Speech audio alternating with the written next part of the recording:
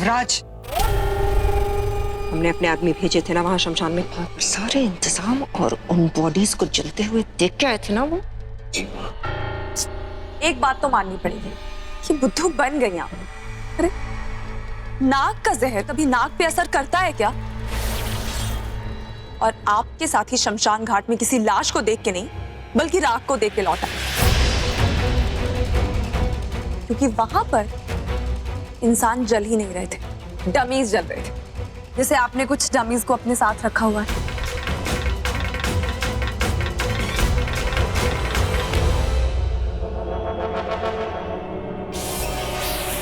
बहुत हो चुका है तमाशा। ये तो अभी शुरुआत हुई है सासू माँ, आपका अंत तो मैंने इससे कहीं ज्यादा बुरा सोचा है। अंत तो तुम तीनों का मैंने कर दिया था, अपने हाथों से मारा था मैंने तुम लोगों को। और मारने वाले से बचाने वाला ज्यादा बड़ा होता है, ये तो सुना ही होगा आपने।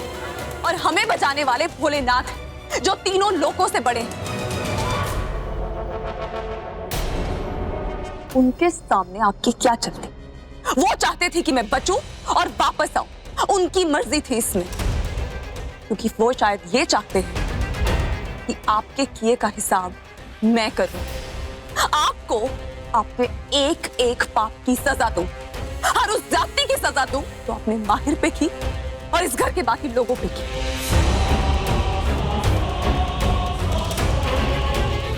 अच्छा, मुझे सिखाओगी, मुझे पाठ पढ़ाओगी? जरा बताना तो टीचर जी, ये आप कैसे करेंगे? इस बात का जवाब तो आपके माथे पे आया हुआ पसीना दे चुका है।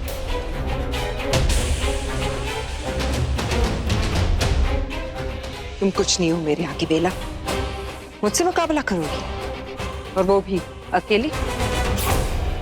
आगे मत बढ़िएगा। बेला के करीब भी मत आना, वरना तुम्हें मौके करीब पहुंचा देंगे। अंडरस्टूड? मैं डर गई, बहुत डर गई। युवराज देखो, देखो कितनी बड़ी टीम बना के आए हैं ये लोग। 3 लोगों की टीम हमसे मुकाबला करने के लिए, और मेरे पास है पूरी की पूरी फौज।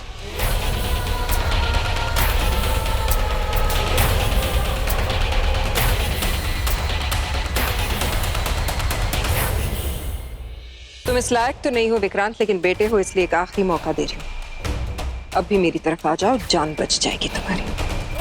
और हाँ, क्योंकि ये लड़की अब तुम्हारे साथ है, बहू है मेरी, फिक्र होती है मुझे इसकी भी, चाहो तो इसे भी अपने साथ ले। मेरी फिक्र करने की कोई जरूरत नहीं है सासू माँ, आप बस अपनी सांसों की फिक्र कीजिए। पर हमारा रिश्ता तो उसी दिन टूट गया था जिस दिन आपने हमें मौत के घाट उतारा था। भूल गई आप? अब आप मेरी माँ नहीं, सिर्फ सुमित्रा है। वो सुमित्रा जो हमारे नागवंश की दुश्मन है, जो हमारी नागरानी की दुश्मन है, जो हमारे दोस्त की दुश्मन है। और जो हमारे दोस्त के दुश्मन हमारे दुश्मन। हम दुश्मनों से मिलते नहीं हैं, मिलके दुश्मनों का सामना करते हैं साथ में।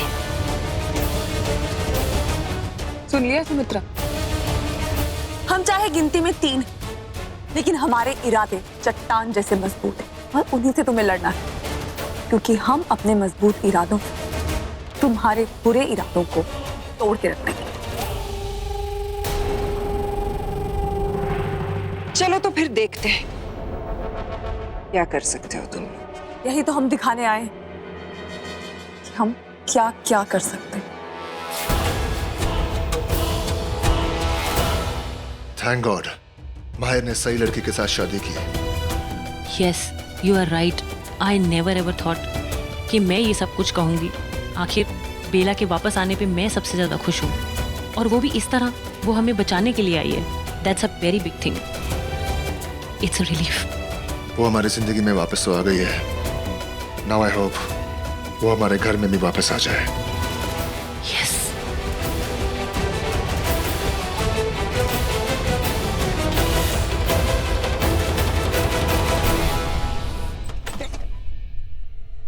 बेला, नागिन ने ये सब किया कैसे?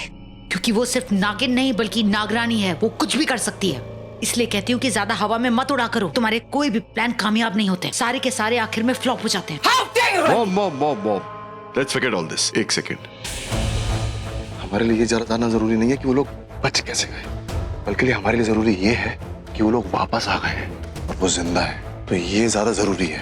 प्लानिंग प्लॉटिंग गई पहाड़ में, वो मार देते हैं उन्हें। से कहते हैं अकलमंदी का प्लान। जो सोचो वो कर दो। बिल्कुल ठीक। इन लोगों का ड्रामा बहुत हो चुका है, अब इनका काम तमाम करते हैं। नहीं बेवकूफ हो तुम सब। बेला को खत्म करना तो है ही। उसे मारना हमारा मकसद है, लेकिन इतनी जल्दबाजी में नहीं। ट्रस्ट मी, वो वापस आई है, ये हमारे लिए फायदेमंद साबित होगा। रियली? बेला को तो खत्म करेंगे ही, लेकिन हमारा मकसद खत्म होने के बाद। सुमित्रा आप जरूर अपनी अगली चाल के बारे में सोच रही होगी कि कैसे हम तीनों का बुरा करें। रूही, आज से 6 महीने पहले मेरी माँ ने हम सबके साथ जो किया उससे और बुरा क्या कर सकती है? अपनी सगे बेटी तक को नहीं छोड़ा उन्होंने। विक्रांत, उस दिन अगर तुम मेरी जान नहीं बचाते कैसे तो... नहीं बचाता? शाखा, अगर मैं तुम्हें नहीं बचा पाता तो खुद को कभी माफ नहीं कर पाता। मैं खुद के और भगवान की नजरों में और कर चाहता, क्योंकि जो पाप मैंने किया उसका पश्चाताप तो मुझे करना ही है। पश्चाताप हो चुका है। तुम्हारे हर पाप का पश्चाताप उसी दिन हो गया था जिस दिन तुमने अपनी माँ सुमित्रा की सारी सच्चाई हमें बताई। इसलिए बेहतर यही होगा कि हम बीती बातों को भूल जाएं। इस वक्त हमें भगवान भोलेनाथ का धन्यवाद करना चाहिए कि उन्होंने तुम्हें विशाखा को बचाने की हिम्मत दी, मुझे मौत से लड़ने की हिम्मत दी, और आज चाहे 6 महीने बाद ही सही हम तीनों एक साथ मिलकर फिर से खड़े हैं उस सुमित्रा से बदला लेने के। वो तो है, पर बेला आगे हम क्या करेंगे? पिछली बार वो सुमित्रा हमें मारने में कामयाब नहीं हुई थी, लेकिन वो दोबारा कोशिश जरूर करेगी कोशिश, लेकिन इतनी जल्दी नहीं, क्योंकि 1000 कोशिशें करने के बावजूद उसे आज तक वो नहीं मिला है जिसके लिए वो ये सब कुछ कर रही। और किस लिए? नागमणि के लिए ही ना, ऑब्वियसली। किसी और चीज के लिए हम इतनी मेहनत क्यों करेंगे? पता नहीं, तुम्हारी रोज की प्लानिंग और प्लॉटिंग को देखकर ऐसा लगता है जैसे तुम शायद भूल चुके हो कि हम यहाँ क्यों आए और किस लिए आए। मैं चुप रहूंगी रोहिणी? बोलने में दिक्कत क्या है? तुम यहाँ पर मुझे लेकर आई थी, तुम्हें मेरी जरूरत थी, मैं खुद नहीं आई। और यहाँ आके कर क्या दिया तुमने? एक रिश्ता लेके आई थी, वो भी नकली था, उसकी वजह से हम सब बेवकूफ बन गए। वाह, खुद ने बेवकूफी की और मुझ पर थोप रही हो। चलो मान लिया कि मैं शूली को पहचान नहीं पाई, धोखा खा गई, लेकिन तुमने कौन सा बेला को पहचान लिया? हाँ, जब तुम मिठाई सर्व करवा रही थी तब तुमने क्यों नहीं पहचाना? बोलो, बोलती क्यों नहीं हो? सूरत का दिमाग खराब है। हाँ, हम यहाँ बात क्या कर रहे हैं और ये मुद्दा कहीं और ले जा रहे हैं। मुद्दा इस वक्त ये है कि बेला वापस हो गई है और मेरा उसे मारने के बाद भी वो अब तक जिंदा है, संजीवनी बूटी है उसके पास। मुद्दा ये है, ये बात तुम समझो। जब मैंने बेला को मारने की कोशिश की थी तब भी उसने मुझे नागमणि का पता नहीं बताया था, लेकिन अब इस बार वो जरूर बताएगी। वाह, क्या आइडिया सोचा है, एकदम नया। और जो हम इतने दिनों से कह रहे हैं उसका कुछ नहीं, 0। क्यों इतना ओवर कॉन्फिडेंट बनकर घूमती रहती हो कि मैं सब कुछ संभाल लूंगी, मैं सब कुछ खुद कर लूंगी, नागमणि खुद हासिल कर लूंगी? क्यों इतनी बातें करती हो तुम? अगर याद मेरे युवराज, इसकी जान ले लूंगी मैं। तुम क्या कर रहे हो आप? And मासी, just keep quiet. आप लोग आपस में लड़ रहे हो? Really? हम आराम से बैठ के इस बात पे डिस्कस नहीं कर सकते हैं क्या? ये तो फिर उनके लिए प्लस पॉइंट हो जाएगा ना, कि बिना लड़े ही जीत जाएंगे वो लोग। बिल्कुल भी नहीं युवराज, इस बार वो हमसे नहीं जीत पाएंगे और हम नहीं हारेंगे। वो बेला इस बात से बड़ी ओवर कॉन्फिडेंट होती जा रही है ना कि उसने मुझे अपनी मौत को मात दी है। बस अब और नहीं, अब उसकी ओवर कॉन्फिडेंस को ही उसके खिलाफ इस्तेमाल करेंगे आप। अगर इससे बेहतर कोई प्लान है तब मुंह खोलना, वरना मुंह बंद करके रखो। आप जो कह रहे हैं ठीक कह रही हैं, भला आपसे अच्छा और कौन सोच सकता है यहाँ पर? रोहित, तुम बिल्कुल ठीक कह रही है। 6 महीनों तक मेरी माँ ने उस हवेली का कोना कोना छान मारा होगा, लेकिन मेरी माँ को कुछ नहीं मिला, उनके हाथ नागमणि नहीं आई। लेकिन अब जब हम जिंदा वापस लौट आए हैं, उनकी खोई हुई उम्मीद वापस लौट आई होगी। हमें देखकर वो दुखी नहीं बल्कि बहुत खुश हुई होंगी। सोच रही होगी कि किस तरह नहीं चाल चल के बेला के जरिए नागमणि तक पहुंची। लेकिन विशाखा, उसका तोड़ क्या होना चाहिए? उनकी चाल के बदले हमारी क्या तैयारी होनी चाहिए? हमें क्या करना चाहिए? अब बर्बाद कर, जितना हो सके उतना। सही कह रही है विशाखा, एक यही तरीका है, हमें यही करना होगा, क्योंकि जैसे जैसे दिन बीतेंगे सुमित्रा की पकड़ उस घर में कमजोर होती जाएगी, और हो सकता है उसी दौरान हमें मौका मिले पापा को और उसकी बच्ची की मदद करने का, उन्हें बचाने का। हो सकता है मुझे मौका मिल पाए माहिर की मदद करने का, माहिर को ठीक करने। लेकिन रोहिणी, माहिर अभी पूरी तरह से मेरी माँ के काबू में है। वो सिर्फ और सिर्फ मेरी माँ की बात सुनता है। तो फिर आगे हमें क्या करना होगा? एक और बात युवराज, उस बेला को माहिर से बहुत दूर रखना, वो उसके आसपास नहीं दिखनी चाहिए। बट इसको कोई प्रॉब्लम नहीं है, क्योंकि माहिर को बेला याद नहीं है। हाँ, लेकिन बेला को तो माहिर याद है ना। सारी पुरानी बातें याद है उसे और मैं जरूर जानती हूँ कि वो माहिर को ये सब कुछ याद दिलाने की कोशिश करेगी, लेकिन माहिर हमारा हुक्म का इक्का है। उसके दिल उसके दिमाग पे हमें काबू करके रखना है, तभी हम जीतेंगे। पर माहिर को हुआ क्या? जिस तरह वो मंडप में बिहेव कर रहा था, ऐसा लग रहा था जैसे वो लोग उसे बहुत मारते, इतना मारते कि वो हमेशा डरा सहमा रहता।